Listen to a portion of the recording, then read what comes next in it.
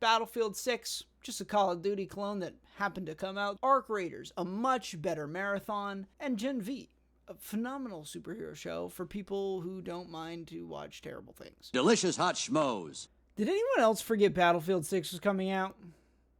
Because I did. I forgot. And then it was out. And I don't really... there was so much hype behind the Battlefield playtest that happened a few months ago that when the game actually came out, it just felt like it just, existed.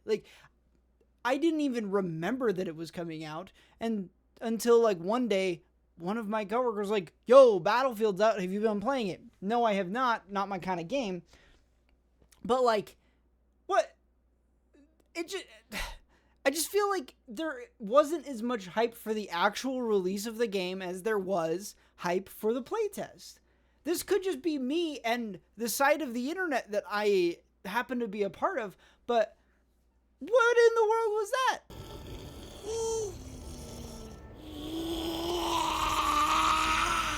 EA, through DICE, has finally figured out a way for them to be able to ban people using Cronus devices on console. Can we get some of that over on Apex, maybe? Because, that's the game that I play is Apex. I don't play Battlefield, and I probably won't ever play Battlefield because it's just a Call of Duty clone. What did he say?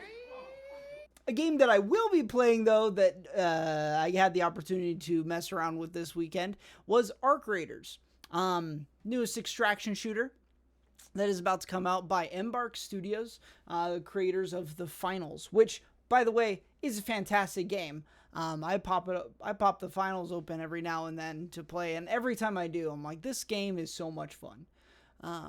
But Arc Raiders had a playtest going on this last weekend that I had the opportunity to take part of, and it was awesome. I enjoyed it. I didn't think I was going to enjoy it as much as I did, so I pre-ordered the game.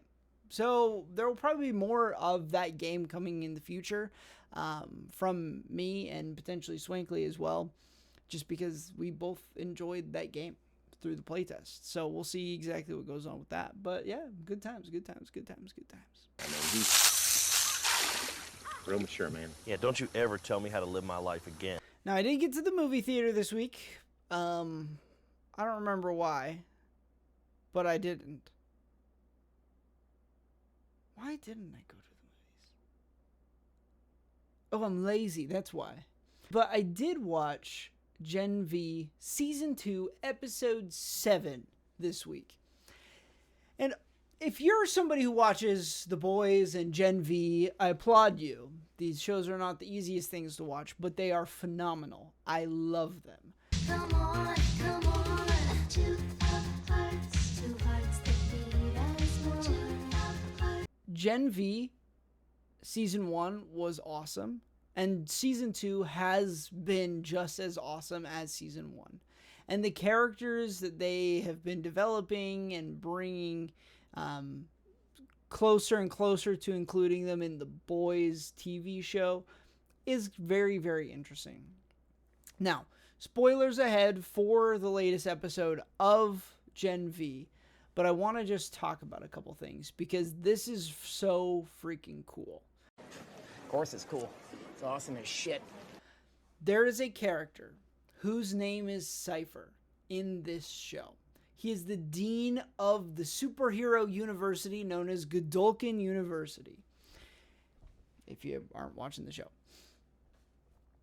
This guy is so menacingly just cool. The entire season, he is just aura farming and just basically existing as somebody who believes he is better than everybody else, and for some reason, everybody believes him.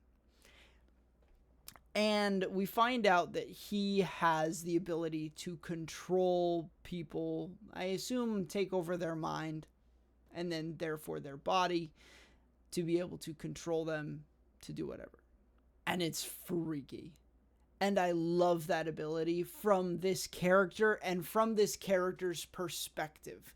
It is so cool because this character, we learn Cypher has the desire to basically prop up all soups that are really, really powerful and get rid of any soups that are not. And so at the end of the episode, we see this character kind of achieve a final form that I won't reveal here because you got to go watch the show. And he starts just very briefly to do that second part at the university that he's the dean of. And it's really, really cool, really, really menacing, and very terrifying the way that they portray this character and how he's able to control all of these other soups. Now, what I love about this character and the idea of this character is his potential to be in the Boys TV show in season 5? Yeah, season 5. And potentially be a issue for either both Homelander or for the Boys. Either one. And I think it could be a really interesting dynamic if he ends up crossing over into that TV show as well. We won't know. We'll learn here in a few days what actually happens because there's the season finale here later this week. But yeah, those are the things I wanted to talk about, all of which are better than the movie Tombstone, which, as you know, and as you should continue to teach to everyone else, Tombstone is the worst movie in the world. Never seen it, never will. Peace. Delicious hot schmoes.